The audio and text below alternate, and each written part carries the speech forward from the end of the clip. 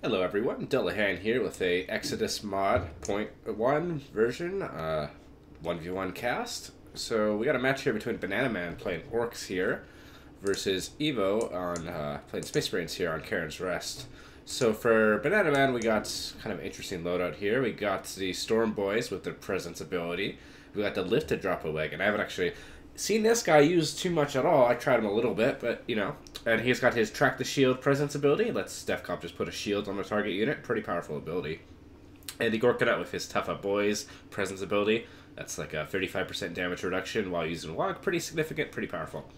And then we got a Rocket Barrage for Tank Busters, Tractor Pull, and Big Shooter Turrets. For EvO, on the other hand, we got some a bit more standard. We got Assault Terminator's command with Frag Grenades, Solari's command with Fire on the Move, and then the Venerable Dreadnought's command for Assault Leap on Assault Marines. We got Terminators with their Devastation Presence ability. We got Gabriel with his command ability. That's actually kind of different. That's a Reflection Barrier on the Dreadnought Slam. Usually you see his Drop Pod ability. And then Kill Team Ironmog with his Presence ability that lets elites be deployed around him. So, all that fun stuff. Let's get this started. So it's going to be interesting to see how this plays in a 1v1 kind of scenario here, because you can see the shield gens are sitting at about 4,200 health in this early game. I'm going to try and keep an eye on that as the game goes on. 3,500 health for turrets. So turrets actually have a little bit less health, and I think the reasoning behind that was just because they defend themselves. So let's see how this goes. I'm curious to see if people change their build orders up at all. We do got a forward boys hut coming up on this eastern side of the map. This is a pretty good spot. Generally, you want to focus on this bottom part of the map because it's a lot harder to contest these points. You gotta jump over the wall, it's a little more difficult. Whereas on this side, you can contest this stuff, and then you can also pressure the middle. Meanwhile, we got EvO going for Central Barracks instead on this high ground. So this is a more common kind of build. You get on the high ground, and you can kind of do this way. But this is also really powerful because it puts a lot of pressure on this side of the map, and you still have this rotation path through here. So at that boys hut coming up, we have a shooter squad being built. No walk tower just yet. We also have a second tac squad coming in the drop pod for EvO, but nothing else. Maybe some assault marines coming shortly after. We got a walk tower finally coming up behind the boys hut.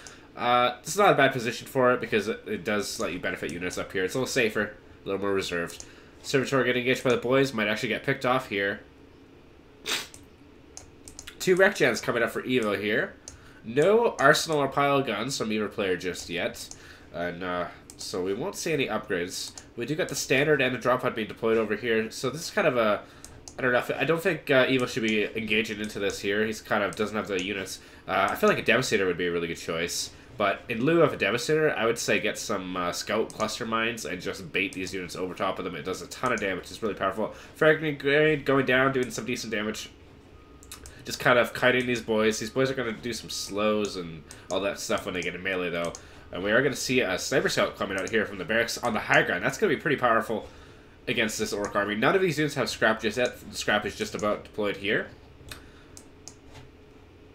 And a third rec gen coming up for EvO. So EvO's going pretty standard. This rec gen is going to have to get cancelled, though. No generators just yet for a Bananaman. He also hasn't captured his natural resource point. I guess calling it a natural resource point is kind of inaccurate, but it's also on this map. It's also a very safe resource point to get. So it's definitely one of the ones you want to invest in first for the most part.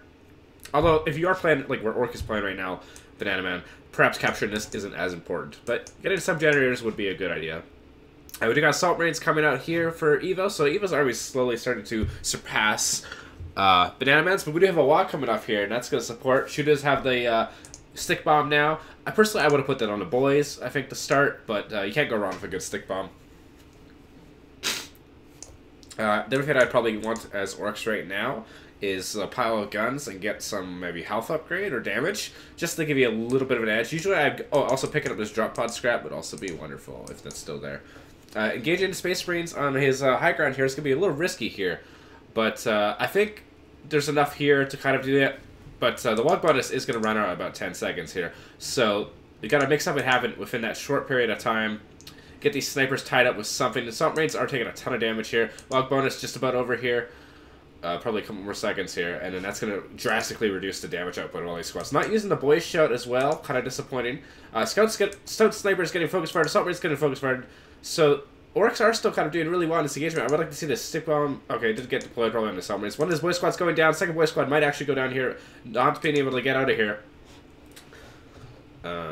Assault Marines jumping on to shoot us as well. So this boy squad is overextended here. Needing to use the boy shot more, I think. Here are these units being replaced back at home. We do got a second shooter squad being built and a boy squad being built. So yes, these units are being replaced. We do have a power generator up for Bananaman and a rec gen in the works. No power gens up for Mr. EvO just yet. We do got Storm Boys being called in here, but right on top of the Death Storm, or not Death Storm, the kill team. Storm Boys do actually win that engagement handily. Kind of an awkward jump there. Vortex Grenade landing on the Storm Boys. They're going to take a ton of damage, but nope, not shooting them. Percentage damage on the Vortex Grenade was reduced, so it's not quite as insane as it used to be. I think it's down to like 1% or something. You do take a lot more damage still when you get hit by that. So, and the bolters on the Death Watch actually prolong the effect. So you want to make sure when you're using Death Watch and you're using the Vortex Grenade, have the Death Watch shoot the unit that's affected. It'll basically keep them in like a state of about to die. It's really powerful. It's one of the reasons not to really upgrade to the Flamer is you got more bolters. I believe it works better that way. I don't know. It's kind of a complicated ability like all the other abilities. Second Walk Tower coming up on this high ground. This is a good spot for it. Getting that coverage and vision up here is always really useful. No elite point generator just yet. This is always a really hard map to secure that on, I find. A bit of harassment over here. Going to take out this requisition generator, but we're going to see some pressure on Bananaman's forward base here. This Walk Tower might actually get cancelled here. But I don't think he can see it. Nope, the Walk Tower does get destroyed. It does get... All that money goes to waste, so that's a big blow. This second Walk Tower also getting destroyed. This is a really heavy blow to Bananaman. He does have to scrap now, though. He can scrap some of these units, but losing 2 Walk Towers is pretty bad. No walk bonus for the foreseeable future. And these Cyber Scouts being able to sit on this high ground back here is just so powerful. Just covering these units. We do got the Storm Boys jumping in. I'm a little concerned that 2-point elites are going to end up a little too weak with the changes to the mod. But we'll see how it goes. You can see that Vortex Grenade effect on them, but nothing is shooting them. Not taking advantage of that debuff. The damage, increased damage taken and all that fun stuff. Just using it to slow them down and run away, which is maybe the smart move. Getting back to the reinforcement, getting these units safely. I would like to see an arsenal or a pile of guns from EvO player here. Especially getting some TAC flamers out would be really powerful here. Storm Boys using a suicide bomb a little too aggressively. We're going to see some harassment over here from these assault marines. But you can see... No longer can a single squad really do some significant harassment on the shield gen. You know, I gotta find the middle ground there because I want it to be viable, but I don't want it to be easy. So, like, this is not too bad. This is maybe a little too slow, but I don't want single squads to be able to just do all this crazy eco damage. The reward for killing the shield gens is reduced though, so maybe they should be a bit more fragile. I'm still kind of debating this. We do got a Walk Tower up here, and Walk being activated to to buff these units. Standard coming down right in the middle here. We're probably gonna see a boy squad go down here, maybe even a shooter squad. We got a ton of units out for EvO. He's got 3 assault marines, sniper scout, an attack squad, and his Death Watch. Orks is losing units left and right, but we do have a lot going off here. This assault marine squad is gonna have to run away, but taking out a shooter squad before it goes down, but it's not gonna be able to jump away here. We are going to see this assault marine squad jump right in here on this DAC hut too, and that DAC hut's going to get cancelled. So denying the DAC hut, denying the war truck, this is a big deal. And this assault marine just slowly chipping away. So yeah, I don't know, this harassment, the pacing on this isn't terrible because you know being able to chip away in the background while all this other stuff is going on, you know this is pretty reasonable. But maybe it should be a little bit more squishy. I don't know. It's hard to balance this stuff because you know a lot of people, you want killing shield gens to be significant. Like there needs to be incentive to go defend the shield gen, some pressure to go defend the shield gen, and maybe this isn't enough pressure right now because this is the sort of situation where you just calmly sit back, you know, you defend all this stuff and then you waddle over here. But the one thing is you can't repair shield gens or turrets, so any damage done now is damage that lasts for the entire game, so that's something else to consider. And maybe that's one way to balance it, right, is you have the shield gen gains health percentage rise, right? So maybe you have it so you want people to damage the shield gen early on, and in the later escalation phases, it gets so much more health, but it's a percentage of the health that it has when you change the escalation phase. So doing damage in the early game carries over into the late game in a significant way. Number of boy squad going down. So many squads getting picked off here, and we do have a DACA hut yet, but nothing coming out of it just yet. These sniper scouts just sitting in the back, just popping units. Again, no upgrades for EvO player at this point to take advantage of the increased health bonuses. That's something that makes a huge difference. Even in vanilla Dawn of War 3, like when it first came out, for a very long time, health upgrades, like the first health upgrade was equal to damage, but then health 2 and health 3 were 30%, 50% respectively, so they vastly outpaced damage. And so that was changed recently when they buffed the base HP of all the units, but yeah, something to keep in mind is that health upgrades have always been really important. We do got another assault squad coming out. It looks like this one got killed here, but doing like 2/3 damage to that shield gen, that's going to carry over into the entire game. It's always going to be at 2/3 health. It's just going to be more health. So maybe that's something interesting to keep in mind, actually, when in regards to talking about shield gen fragility. Maybe I don't want people killing shield gens early on, but maybe I want them to do permanent damage to that shield gen. Yeah, that's something important. We've got tons of power gens coming up here for Evo, so he's got a ton of resources right now. But Bananaman's not that far behind, actually, maintaining 4 generators. We got another walk coming up here, so this is the 4th walk tower so far for Bananaman. Oh, sorry, that's only the 3rd one. Oh yeah, that one got canceled. Okay, so it's the 3rd walk tower that got finished. So we got the ability to build knobs pretty soon here once he has enough power. So that'll make a big difference against these assault mates. There's no power swords available just yet. Power swords are going to be a little bit weaker as well against most of these units, except for the knobs. These generators are getting harassed, though, by these assault mates, but able to defend us due to the increased generator health. This generator would already be dead, and current retailed on War 3. But so with double the health, it does make it a little bit harder to harass. It gives you a little bit more time to defend. That's something I'm really looking for. I really enjoy that. You can see anytime the generators are like less than half health in this, that's because I buffed the health. So I think I like that better. I think people will come to like that better. It feels a lot better to not have them just get instantly nuked. You know, it's like harassment over here and stuff like that. One downside is you can no longer kill generators with builders in a reasonable time period. Stormboy's, you know, doing okay. We're going to see Gabriel hit the field soon, too. And Gabriel is going to absolutely wreck face in about 90 seconds here. Whereas we aren't. We might see the lifted droppa in, you know, about 3 or 4 minutes here. But I feel like that's going to be less impactful. Lifted droppa, not a high damage unit, more of a utility unit. But could still be useful for throwing units over here to harass and stuff like that. So there's still a lot of potential for that elite unit. It also a really good counter to Gabriel, actually, because he just picks them up and drops them. It does a fair amount of damage. So lift and drop is not a terrible elite. It's just, you don't see him very often, just because he's not as impactful as a lot of the other, you know, more familiar elites like Wazmaker. But I'm hoping... It's one of the things I want to address if I can ever find a way to edit those new elites, as I want to fix the lift drop. It has a bug where if you upgrade it with scrap and you throw units, it doesn't actually throw the unit, it just throws the scrap. Really annoying, not intended, but maybe if that could be fixed somehow, that would be really great. Because I don't know if Relic's going to fix it. Maybe they will before they give up on everything, but you know.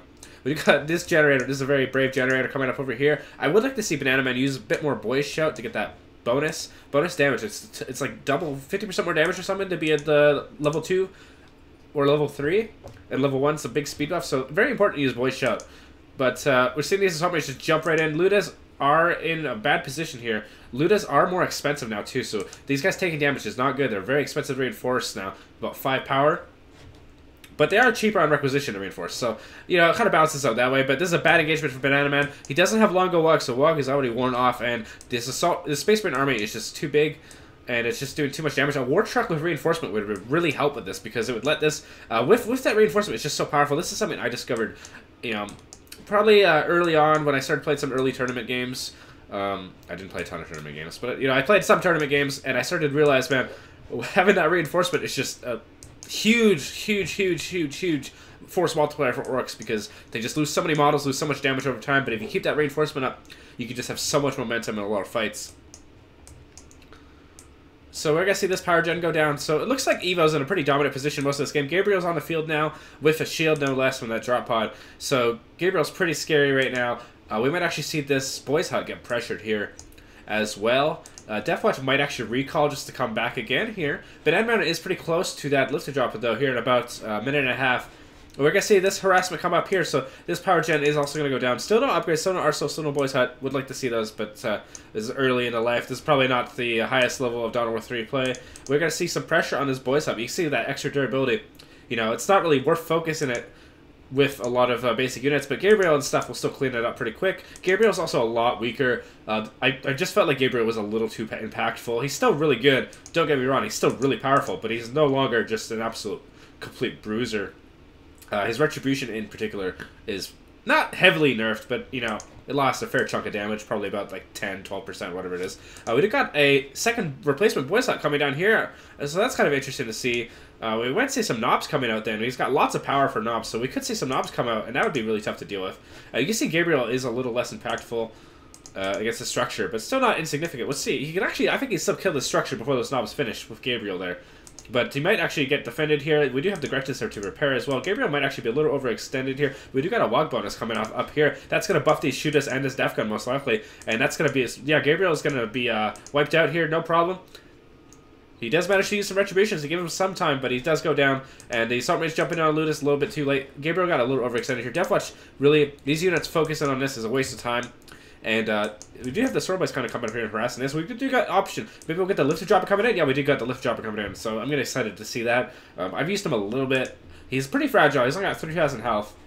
Vehicle health, no less. So he does take rear armor damage as well. That's something to keep in mind. So looks like he's going to pick up some units, picking up these boys. Also, the Lifter Dropper does reinforce, which is another thing to keep in mind. That's very powerful. So you can actually skip the War Truck in a lot of ways. And throwing these units in there, but a little overextended here. Maybe if these other units come up to support, that might be okay. This is something you kind of want to do with like knobs or something. You just throw the knobs somewhere really inconvenient. You can also do that a lot with like, say, Tank Bust or something. Just sort of Tank Busters up like on this high ground spot here, and you could do a lot of pressure that way. It's a little bit harder to deal with.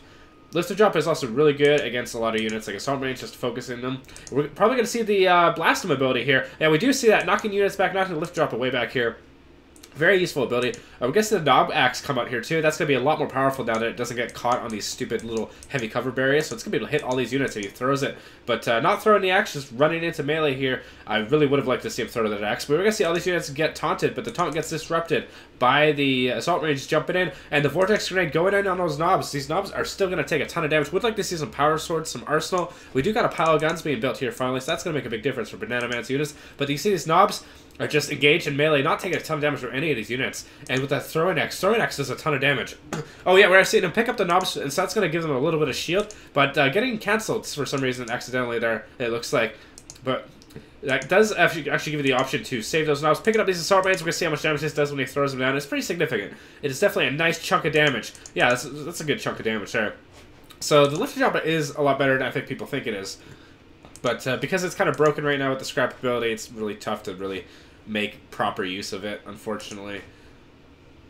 But the reinforcement on it is also really powerful. I think I'm going to try experimenting with it more as I play some games. You know, I've been so busy recently just relaxing. I spent a whole week working like 12-hour days and living in camp and stuff. So I've just been enjoying my time back the last couple days.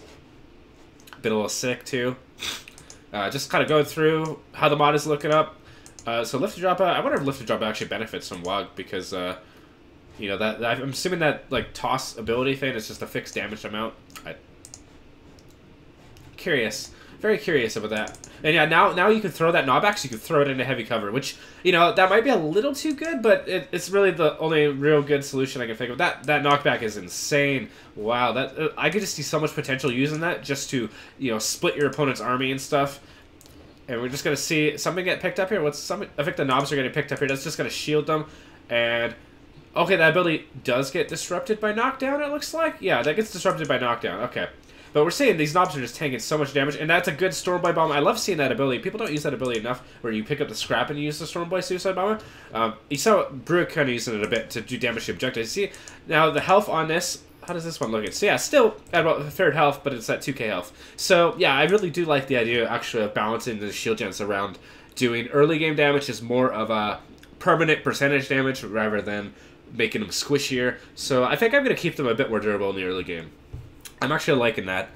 Even at, like, just kind of, you gotta think about how much anti-vehicle damage you're gonna have in that late game, right? So maybe just looking at it as like doing a certain permanent damage over time seems fine to me. We could have tank busters on the field by now. It's like 17 minutes. We have a ton more stuff. But we got some health upgrades and longer walk coming out here too, so that's pretty awesome.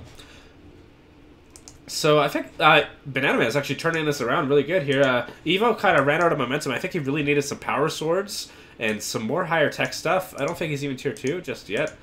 No, he's not even tier 2. So, you know, we're not going to see anything nice out of him. He's got a ton of power, though. He's got 200 power, so he could totally go tier 2 right away. Gabriel's also ready to come back, and we do got some shield gen harassment over here from so many Assault Marines.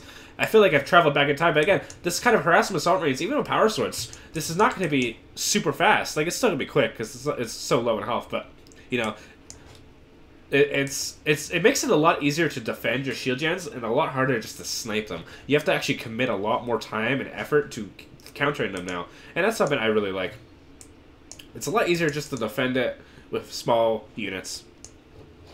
Like I I was one of those first people who just, when the game came out, a lot of people were really scared to attack this stuff until they figured out Circuit Scorpions just nuked it. People were really scared to attack turrets, especially. And once you kind of figured out all it takes is like a Shadow Spectre and a Bone Saner to really wipe out a turret, or maybe a bit more than that, but you know what I mean. It doesn't take a lot. In the early game, you could just completely win the game in seconds. So once I kind of figured that stuff out, I was doing a lot of that. People got better at dealing with that, obviously. But, you know, I do like that it does discourage those sort of cheese builds a little bit. Instead, you want to use that cheese stuff to maybe snipe production. Instead, we do got a heavy bolter coming out here, and that's going to be really powerful because I think EvO's pretty close to Terminators. Not really, 3 more lead points. But still, once those Terminators come out, these heavy bolters do a ton more damage now, especially with upgrades. They do 75 by base, and with upgrades, that gets up to about 100 DPS. It gets pretty insane how much DPS they have, but they do cost 40 power now, so quite a bit more expensive in that regard. So that's a bit of a trade-off there. I did make them more powerful, because I felt like Devastators were the weakest of the 3 weapons teams, just because they are a lot slower, and they have fewer models, so each model loss is a lot more damage loss. Because in Dawn of War 3, it's not just one heavy bolter like it is in Dawn of War 2, and the other team members are just there for, you know, health. The weapon is divided by 3. And that's something that might be fun to change, but I do kind of like the idea of, like, these big squads.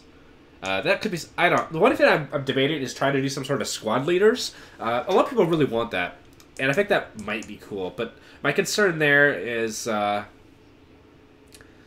concern with adding that sort of stuff is just going to change the game too radically. Dawn of War 3 is more about, you know, people want more durable units, but they also want that big 250 pop cap scale, right? So units can't be too persistent, I think. You know, you have to make them killable still. They can't be immortal.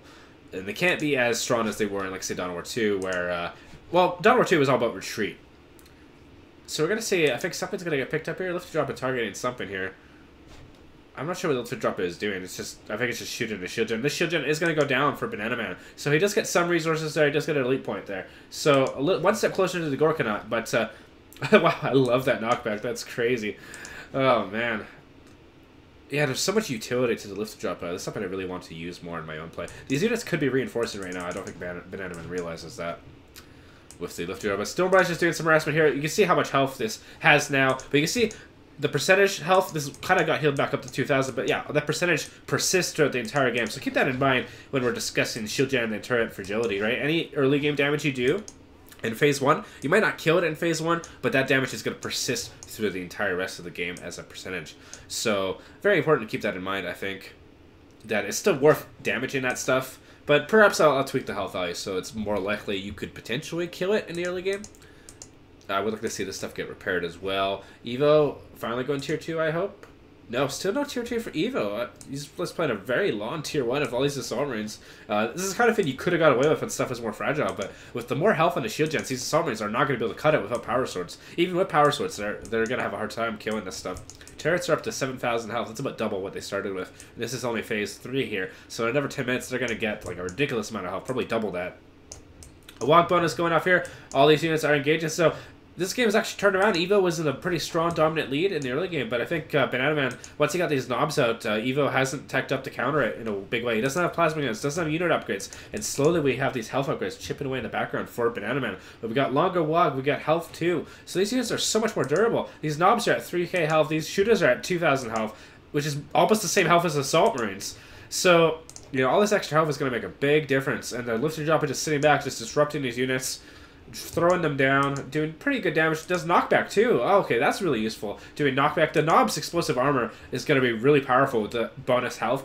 Although we don't have vehicle health actually, so the knobs are just default health. But vehicle health is pretty similar bonuses.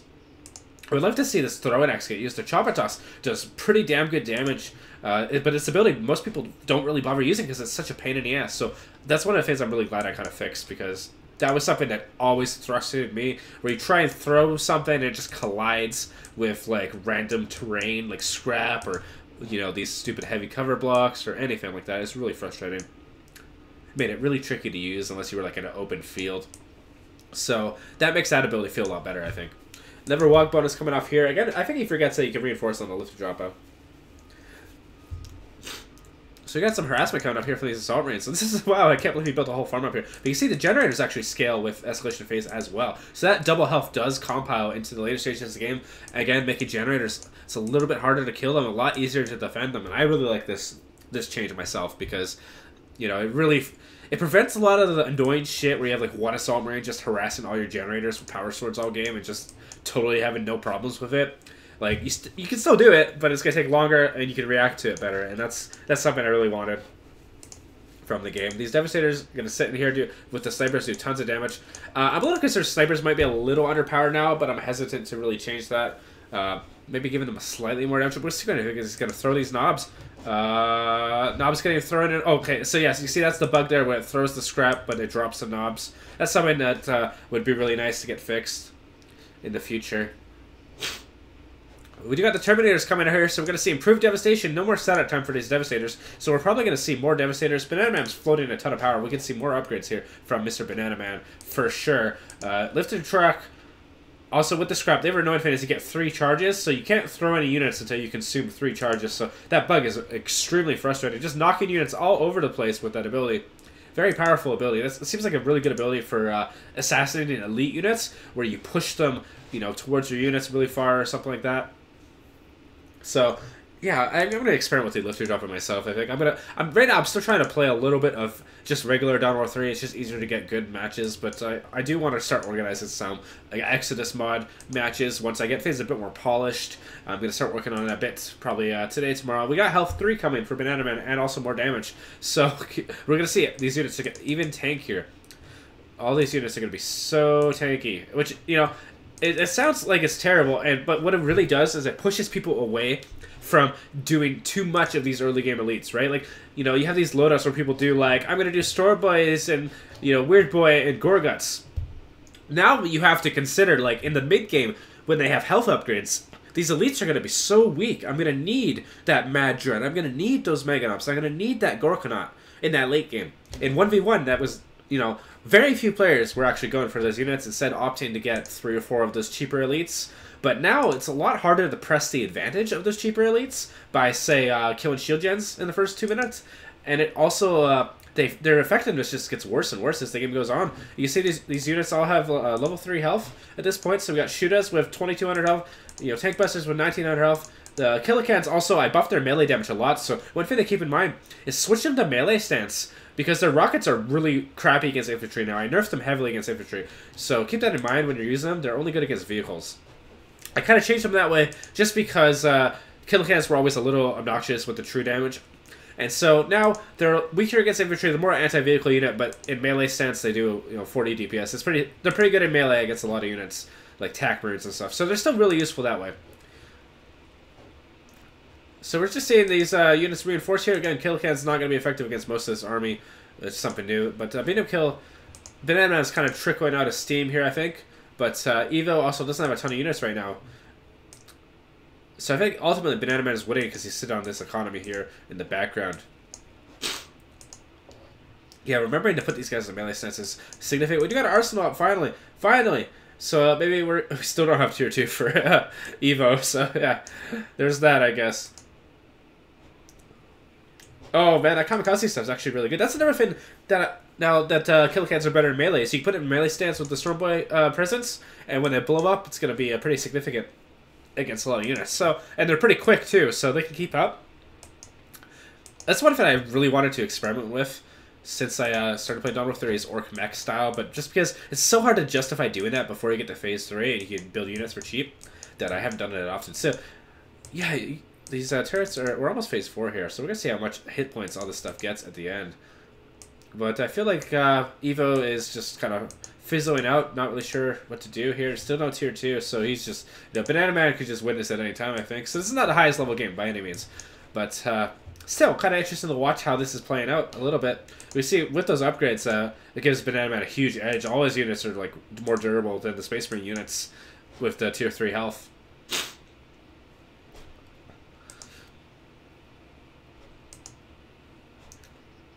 Yeah, ultimately, I think the goal is just to make elites less devastating, especially the early game elites. I want to push people towards the late game elites. I want to stop the shield gen bashing. The one thing that has been brought up to me that I think is a pretty good idea, But you can see those Devastators just absolutely shredding all these units blobbed up anyway. So even with those health upgrades, the units are still going to die. They are not immortal by any means at all. We got, what, 2 Devastators and Terminators here? So, yeah, you still got to be careful about how you use your units, but it does make the game just feel a little bit better. There's less nuke abilities, wiping out squads, that sort of stuff, and that's mainly my goal.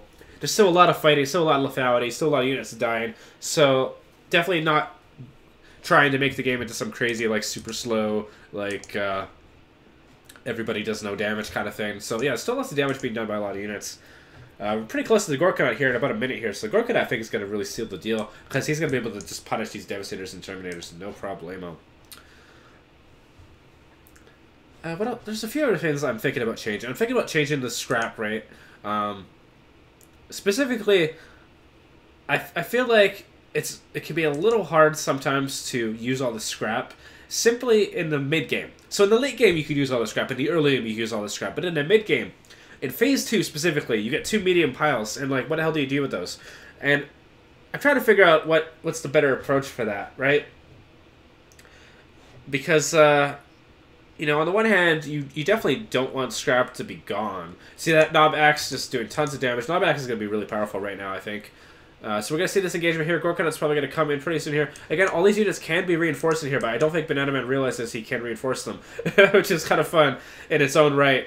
But yeah, you can totally reinforce off the lifter dropper, and it's really powerful to do so. Focusing on the Death Watch with the lifter dropper, the Gorkanaut is available to be called in now. So yeah, the Killicans and range stance are not going to be good against infantry at all. That was a big change. They only do about like 20 damage per missile or something pretty low now because they do anti-vehicle damage. But put it in a melee stance, they do a lot more. I might consider reverting that back to true damage. I don't know. But I think it works fine. Gorkanaut, again, yeah, that's exactly what I thought he would do. Just pop all that stuff from afar with the Rocket Fist. And Gorkanaut can also reinforce units. That's the thing about Orks, is they're really designed to just constantly be reinforcing. So you really have to make sure you're playing them that way. All their powerful elites revolve around that sort of mechanic. And the War Trucks exist as well. So, yeah, definitely when you play Orks, you gotta reinforce a lot. And the vehicles are just designed to be blown up, and then, like, basically you take the big vehicle, you fight with it, it blows up, and then you build a weaker vehicle out of it, and then you build a weaker vehicle out of that. And that's how Orks are really meant to be kind of played. So, it's kind of interesting. We're seeing this kind of retreat back to the shield cover. This is a smart move, because fighting up here is not really worth it at this point. But we might actually see Bananaman go for this turret over here. Turret, yeah, about 9,000 health. Team games, I think, have a different modifier for the health. That's probably why in that last 3v3 game we were seeing like 16,000 health. So maybe that's something to really keep in mind, is not only are escalation phases fucking complicated, but, man, they get even more complicated in team games. So I'm really worried about that now. That's all going to be really tough to consider. So we're going to start seeing some vehicle upgrades, vehicle health coming out, making these units more durable as well. The other thing I do like about the health buff is it makes elite units a lot less, you know, like, for example, the Gorkanaut at 10,000 health is no longer as crazy when a big track probably has about 5,000 health with full upgrades, that kind of thing. You know, it's no longer that big divide between fragility. Like, Death Dread starts at 2,500, gonna get up to like probably 3,000 or 4,000. I love that knockback. That's just really awesome. You can see his Devastators though just doing really decent damage, but because they don't do any damage to knobs, well, they do damage to knobs, but you know what I mean. Like, no anti-vehicle damage at all with the Space Marine army, because he's still in Tier 1, and the Fist of Gork, the Rocket Fist just absolutely destroys shield cover bubbles. Nothing you can do about that. We do got Stormboys getting picked off here, though, but Terminator's getting trapped by the lifted dropper and picked off here. Gorkanaut in here as well, probably going to start using his Aldadaka right on this blob here, and that's probably going to be it. Yeah, using Aldadaka. So that shoots a ton of missiles out, does a ton of anti-vehicle damage, does some heavy bolter damage to all the units here, and, you know, it's an okay ability. I'm not actually a huge fan of the Aldadaka ability. I actually just prefer the basic attack because it shoots more missiles. But it's definitely not bad. It shoots the flamer out, so it does good there. But melee stance is really the way to go with the fist here. So yeah, I feel like the fragility on the objectives seems fine to me in 1v1. Because yeah, I guess remember that percentage damage, right? Even though the total HP increased to 10k, ultimately, it's going to have way less effective hit points throughout the entire game just because of that early game damage that what a Storming Squad did. Someone could do the math on that, maybe. But I would say instead of having 10k health, it probably only had about 5k. Right, just because he did that damage early on. So, that's something I got to keep in mind when I'm balancing this. I think that's really important.